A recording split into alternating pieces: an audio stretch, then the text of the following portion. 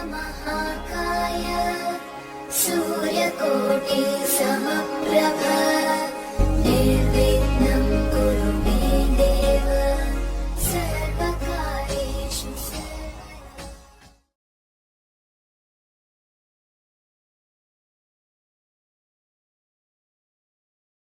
मेरे बहुत ही प्रिय और बेहद सम्मानित साथियों, हृदय की असीम गहराइयों से अभिनंदन, बहुत बहुत हार्दिक स्वागत है।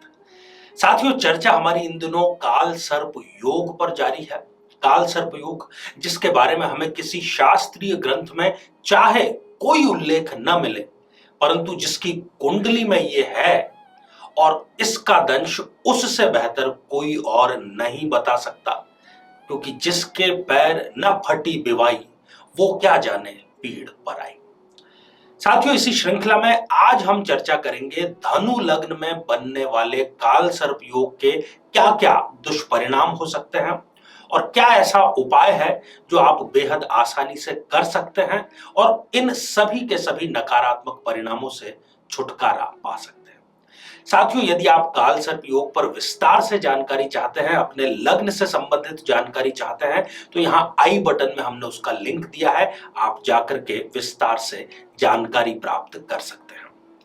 साथियों, धनु लग्न और काल सर्प योग, इस पर हम चर्चा करें इससे पहले एक बेहद जरूरी सूचना कि हम हमारे प्रत्येक एपिसोड के अंत में किसी न किसी जातक के प्रश्न का उत्तर देते हैं और ये प्रश्न हमें प्राप्त होते हैं आप लोगों के ही द्वारा YouTube कमेंट के माध्यम से। साथियों, जब भी आप अपना कमेंट लिखें, उससे ठीक पहले #आचार्य चंद्रकांत इस शब्द का प्रयोग जरूर करें और साथ ही बेहद आसान सा प्रश्न जो इसी एपिसोड से संबंधित है, इसी एपिसोड के अंत में आपसे पूछा जाएगा, उसका सही उत्तर साथ में लिखा होना बहुत जरूरी है। आइए साथियों, बिना किसी देरी किए जन्म पत्रिका के माध्यम से ये जानें कि धनु लग्न में आखिर क्या क्या परिणाम देगा काल सर्प योग। साथियों, ये जो आप जन्म पत्रिका देख पा रहे हैं, ये धनु लग्न की जन्म पत्रिका है, क्योंकि 9 नंबर से प्रारंभ हो रही है और 9 नंबर धनु राशि का होता है, अर्थात ये धनु लग्न की जन्म पत्रिका है। साथियों, काल सर्प योग पर दृष्टिपात करने से पहले आपको ये जान लेना है कि राहु की डिग्री कितनी है, क्योंकि 28, 29 या 0 डिग्री का राहु काल सर्प योग के प्रभाव को शून्य कर देता है। फिर उस कुंडली में बना हुआ काल सर्प योग के परिणाम बिल्कुल नहीं देगा। दूसरी बात, ये परिणाम तब देगा आपको जबकि आपको राहु की दशा या अंतरदशा जारी है, केतु की दशा या अंतरदशा जारी है, या फिर राहु के साथ में जो युति करके ग्रह बैठे हैं उनकी दशा या अंतरदशा जारी है तब। साथियों, सबसे पहली और सबसे महत्वपूर्ण घटना यहां पर, जब राहु से केतु के बीच में सभी ग्रह आ जाएंगे, काल सर्प योग का निर्माण होगा। और धनु लग्न की जन्म पत्रिका में यदि ये निर्मित होता है तो ऐसा व्यक्ति कभी किसी के अधीन कार्य नहीं कर सकता। उसको किसी का भी आदेश पालन करने में बिल्कुल इंटरेस्ट नहीं होता है।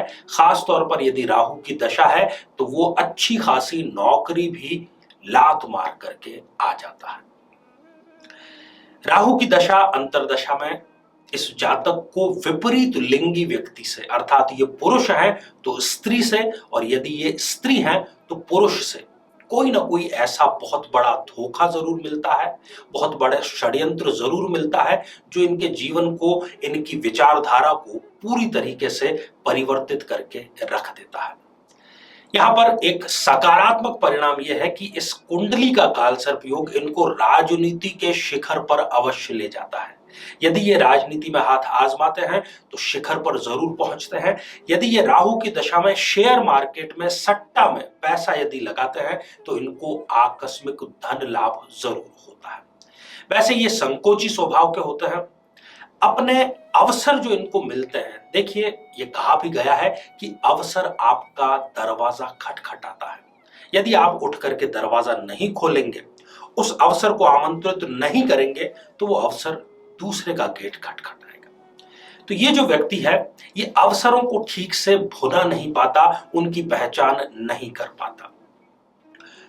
दूसरी बहुत ही महत्वपूर्ण घटना कि अपनी हार्ड अर्न मनी, अपनी मेहनत से कमाया हुआ पैसा ऐसा व्यक्ति राहु की दशा में अपने किसी खास दोस्त के साथ में मिल करके या फिर उसकी सलाह मान करके कहीं ऐसा निवेश कर जाता है कि उसका वो सारा का सारा पैसा डूब जाता है। जीवन साथी से इनकी कभी भी पटरी नहीं बैठ पाती। जीवन साथी और इनके विचार किसी भी मुद्दे पर साथ में एक मत हो ही नहीं सकते। कई बार तो राहु की दशा में यदि ये 10 मिनट भी जीवन साथी के साथ बैठ जाएं, ठीक से बातचीत करें, तो उसका नतीजा होगा झगड़ा। साथियों, इस कुंडली में जो काल सर्प योग निर्मित हो रहा है वो व्यक्ति को पूरी तरीके से बर्बाद नहीं करता। यदि वो उसको प्रगति देता है तो साथ ही उसको वो कुछ ढलान भी दे देता है।